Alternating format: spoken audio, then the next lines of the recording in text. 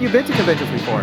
This is my first one. Really? Yeah. Okay, tell me about your experience at your very first convention. How does it feel? It's awesome. Yeah. It's like everything I ever wanted it to be ever in my life. Yeah. And there's so many cool things, and there's so many cool Now I'm going to start saving up so I can come. The Finest is a G.I. Joe Cobra costuming club. Oh, okay. We do conventions, some charity work, basically dress costume, take pictures with fans. Awesome. Is this like a local one or is this like a nationwide thing?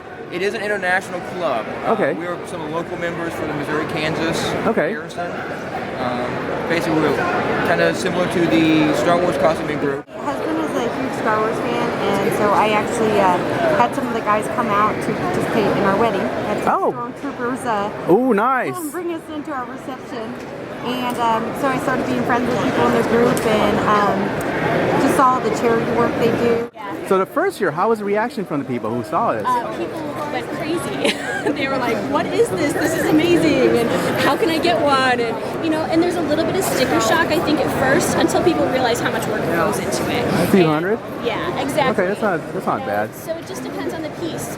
This piece I'm tying him into is a $1,200 piece, but it's because it's deluxe. It's got extra specials. It's got sleeves. It has a different panel on the front. We have pieces starting as low as like $50. Okay, awesome. And so I'm curious, how did you guys get started doing steampunk? Like, what brought you into steampunk? I don't know, I guess he wanted to build things, and then we wanted to actually wear like a cohesive, good Halloween costume instead of my last minute, oh, it's this Halloween costume. Yeah. And like Steam Boy, Trigun. There's also like a lot of films, Wild Wild West, Oh yeah, League of yeah. Extraordinary Gentlemen. Extraordinary Gentleman. But I think I just like him, especially looking dapper and dressed up and nice, and then, you know, with the gavel on his head. So yesterday, there were, what, over 100 entries to the cosplay contest? About 125, I believe, was the number. 125. And did they do like two contests, like one on one day, one on another day, or? They had a children's contest in the morning for 14 and under, Right. about 2 o'clock, and then they had the regular costume contest. So for it being its second year, I think they're still working out their kinks, and, you know, I think we need to get some categories in there, and, you know, craftsmanship, and then do some different stuff, because it was all kind of lumped together. But you know, for a second-year convention that has grown this much, they're doing enormously well. The organizers have been nothing but kind, really positive. Awesome. So who won? Who was the best in show? The best in show for male category, because I have male and female, the best in show for male went to a guy that did an Aliens xenomorph, and he had sculpted it out of expandable foam, which is really, really hard to do, like freeform, and to get it to take paint. And then he also did a chest burster, like an egg. Really? Chest burster coming out with lights and all. So we were like, for the amount of work that was, and for all the hours and the prop and everything, we wanted to give it to him. And then for women was actually an original character of a girl that had done like a full ball gown with an open cage in the front, and then done dragon scales, each individual like plastic and different layers, and like all these lights and stuff. Like she just did her own thing. It was beautiful. Awesome. It was amazing. One of the highlights of the convention is meeting the people that you love.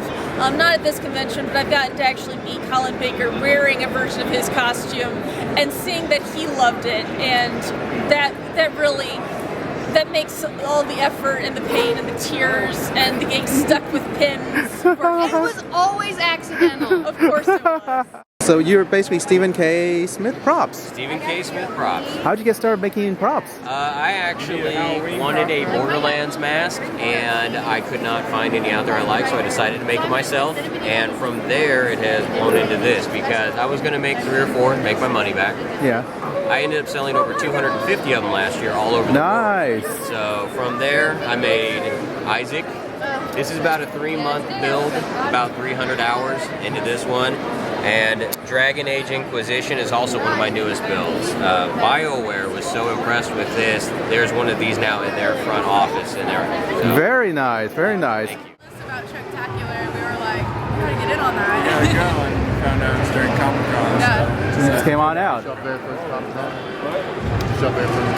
Yeah. Honestly, it just gives me an excuse to wear an awesome costume, meet new interesting people that you normally wouldn't, you know. Yeah, share get to meet. interests. Yeah.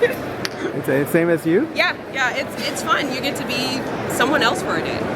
That's probably one of the biggest pulls. You get to forget about the outside world, any problems, things like that, and you just get to let loose and be around other awesome people. Project is a national not-for-profit organization. Our mission is to promote women in geekdom. Okay. Whether that be anything from gaming and comic books all the way up to, working at NASA. Okay. Anything and everything in between. All the stuff that little girls got teased for when they were little, for being a nerd, being a geek, you're the smartest in the class. Well, you know what? Be proud of that. We go do free comic book day for stores. We go do into the local stuff. We get involved in local zombie walks and that kind of thing, and local charities. We also, do the large events like PlanetComicon here, which is actually our biggest event. It's our area's biggest event. So how many different, what are the biggest chapters in your organization? Well, Missouri and Kansas is one. The Carolina chapter is also very large. Okay. They function much like we do, with combining those two, North and South Carolina. Okay. And they also work together. Awesome. So those are the two largest groups, and they're about the same size we are. After that, Ohio has quite a large. Ohio has a surprisingly large geek community. They have a lot of conventions up there, lots of stuff going on. Oh, goodness! It's Spider-Man! Oh, Spider-Man, so nice to see you!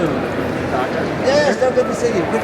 Spider-Man, I need some help. There's a weeping angel around here somewhere. You let me know if you see the weeping angel. Okay. What you do see a weeping angel, you don't blink. Like this, watch there, not blinking. Okay, you guys get the staring contest right now. Yeah, staring. Okay, weeping angel, staring contest. I can do this for Spider-Man. Okay, go away.